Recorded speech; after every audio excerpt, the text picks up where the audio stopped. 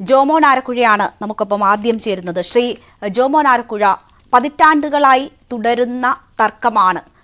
നമുക്കറിയാം അത് പരിഹാരമുണ്ടാകും എന്ന ഘട്ടം വരെ എത്തി. പിന്നീട് അവിടെ നിന്ന് വീണ്ടും സംഘർഷങ്ങളിലേക്കും വലിയ റിഫ്റ്റിലേക്കുമൊക്കെ നീങ്ങിയ സാഹചര്യം ഉണ്ട്.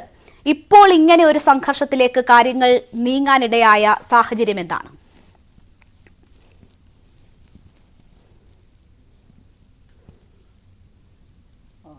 നമസ്കാരം.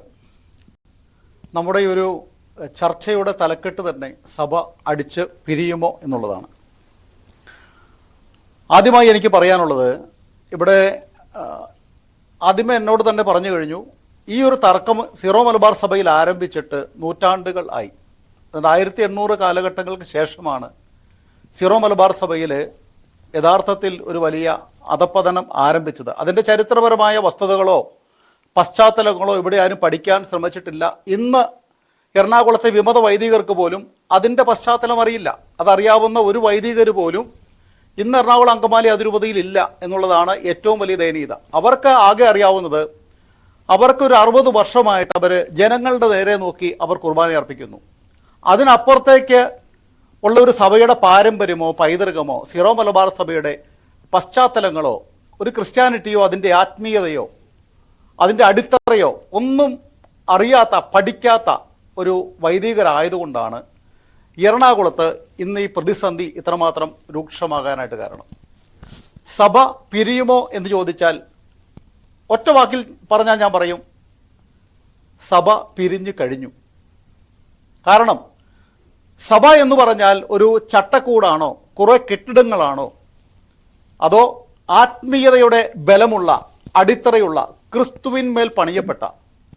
നമുക്കറിയാം, സീറോ മലബാർ സഭ കത്തോലിക്ക സഭയിൽ 24 സഭകളിൽ ഏറ്റവും കൂടുതൽ ചരിത്രപരമായി ക്രിസ്തുവിൻ്റെ മരണത്തോടെ, അല്ലെങ്കിൽ ക്രിസ്തു കുർബാന സ്ഥാപിച്ച ശിഷ്യന്മാരെ പറഞ്ഞയച്ചതോടെ, സഭ സ്ഥാപിക്കപ്പെട്ടതോടെ ക്രിസ്തു ശിഷ്യരിൽ പ്രധാനികളായിരുന്ന ഒരാൾ സ്ഥാപിച്ച സഭയാണ് സീറോ മലബാർ സഭ.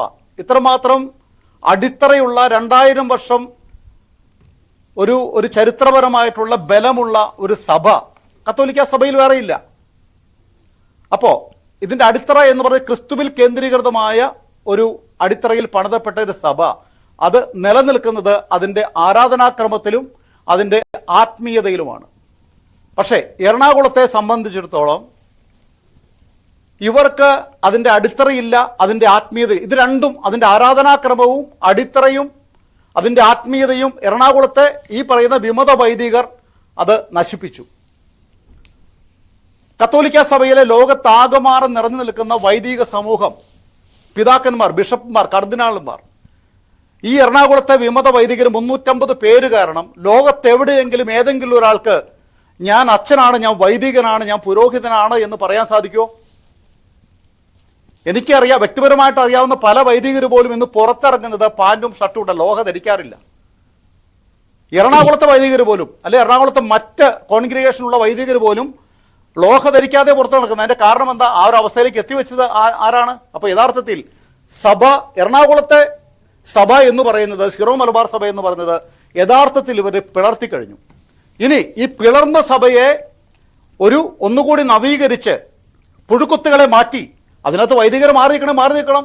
അൽമായ മുൻകാറ്റക്കാര്, ഈ പറയുന്ന അൽമായരായ സഭയെ ധിക്കരിക്കാനായി ഈ വൈദികർക്ക് കുടപിടിച്ചവർ, അവർ സഭയിൽ നിന്ന് പുറത്തു പോകേണ്ടവരാണെങ്കിൽ അവർ മാറി നിൽക്കണം. അങ്ങനെ 1 മുതൽ ഇനി സീറോ മലബാർ സഭ ആത്മീയതയിൽ യഥാർത്ഥത്തിലുള്ള അടിത്തറയോട് ചേർന്ന് പണിയപ്പെടേണ്ട ഒരു അവസ്ഥയിലേക്ക് ഇന്ന് കാര്യങ്ങൾ എത്തിപ്പെട്ടിരിക്കുന്നു.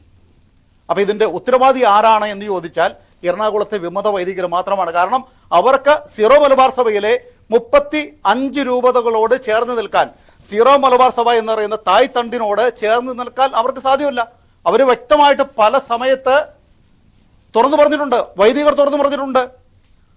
ഇവർക്ക് വേണ്ടി കുടപിടിക്കുന്ന അല്ലെങ്കിൽ ഗുണ്ടായിസ് നടത്തുന്ന അൽമായ മുന്നേറ്റം എന്ന് പറയുന്ന, ഇവിടെ ആദ്യം ഒരു സുഹൃത്തിന്റെ പേര് പറഞ്ഞു, റിജു കാഞ്ഞൂക്കാരൻ, ഷൈജു വാനണി, ഇവരൊക്കെ പച്ചയ്ക്ക് തുറന്നു പറഞ്ഞിട്ടുണ്ട് അവർ സീറോ മലബാർ സഭയുടെ ഭാഗമല്ല. അവർക്ക് എറണാകുളത്തിന് മാത്രമായിട്ട് നിൽക്കണം. അവർക്ക് എറണാകുളത്തിന് മാത്രമായിട്ട് നിൽക്കണമെങ്കിൽ അവർ പലവട്ടം പല ഭാഷ്യം അവർ രൂപപ്പെടുത്തി, ഞങ്ങൾ ഈ സഭ വിട്ടുപോകുന്നു, ഞങ്ങൾക്കിത് വേണ്ട, പുതിയ സഭയുണ്ടാക്കും. എന്താ ഉണ്ടാക്കാത്തത്? എന്തിനാ പിന്നെ കടിച്ചു തൂങ്ങി കിടക്കുന്നത്? ആരെ ബുദ്ധിമുട്ടിക്കാനാണ് കടിച്ചു തൂങ്ങി കിടക്കുന്നത്? ഈ വിശ്വാസികളുടെ കയ്യിൽ വീണ്ടും വീണ്ടും ഈ ഉതപ്പ് കൊടുക്കാനായിട്ട്, കർത്താവിനെ ജോമോൻ ആലപ്പുഴ ഇങ്ങനെയുള്ള താങ്കളുടെ പരാമർശങ്ങൾക്ക് അതിന് മറുപടി പറയേണ്ടത് ഈ അൽമായ മുന്നേറ്റത്തിന്റെ പ്രതിനിധി റിജു കാഞ്ഞൂക്കാരനാണ് നമ്മളുടെ ഈ ചർച്ചയിൽ. അദ്ദേഹം അല്പസമയത്തിനകം നമ്മുടെ ചർച്ചയിൽ ജോയിൻ ചെയ്യും. ഇപ്പോൾ അവർ എന്താണ് പറയുന്നത്? വിമത വൈദികർ എന്താണ് പറയുന്നത്? ഏകപക്ഷീയമായ തീരുമാനമുണ്ടാകുന്നു. അത് കാനൂൻ നിയമത്തെ മുൻനിർത്തിയുള്ളതല്ല, നമ്മുടെ നീതിന്യായ വ്യവസ്ഥയെ മുൻനിർത്തിയുള്ളതല്ല, അല്ലാണ്ടുള്ള ഏകപക്ഷീയമായ നിലപാടുണ്ടാകുന്നു എന്നതാണ്. താങ്കൾ ഇപ്പോൾ ആദ്യഘട്ടത്തിൽ ഈ സംസാരിക്കുമ്പോൾ പറയുന്നത് എല്ലാ പ്രശ്നങ്ങൾക്കും ഉത്തരവാദി അവർ, സഭ പിളർത്തിയതിന്റെ എല്ലാ ഉത്തരവാദിത്വവും അവർ പൊയ്ക്കോട്ടെ എന്ന് പറയുകയാണ്. അങ്ങനെ ഒരു നിലപാടെടുക്കുന്നത് തന്നെയല്ലേ ഈ പ്രശ്നം ഇത്രമേൽ രൂക്ഷമാക്കുന്നത്? വിശ്വാസികൾ തമ്മിൽ ഈ നിലയിൽ റോഡിൽ, നടു റോഡിൽ അല്ലെങ്കിൽ പൊതുമധ്യത്തിൽ ഈ രീതിയിൽ സംഘർഷത്തിലേക്ക് നീങ്ങുന്നതിനും ഇടയാക്കിയിരിക്കുന്നത്.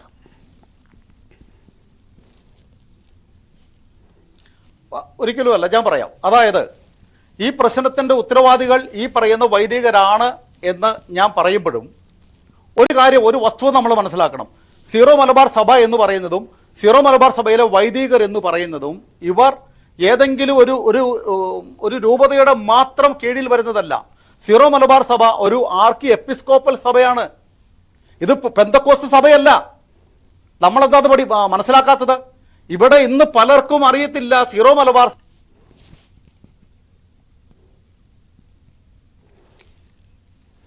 ഓഡിയോയിൽ ചില പ്രശ്നങ്ങളുണ്ട് എന്നാണ് മനസ്സിലാക്കുന്നത്. താങ്കൾ പറയുന്നത് ഇവിടെ കേൾക്കാൻ പറ്റുന്നില്ല. ശ്രീ ജോർജ് പൊടിപ്പാറ, താങ്കൾക്ക് കേൾക്കാമോ? കേൾക്കാം.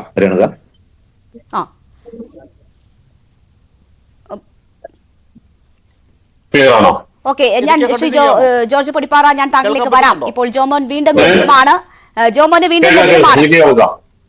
ജോമോന് കേൾക്കാമോ? അതായത് തുടർന്നോളൂ, കംപ്ലീറ്റ് ചെയ്തോളൂ.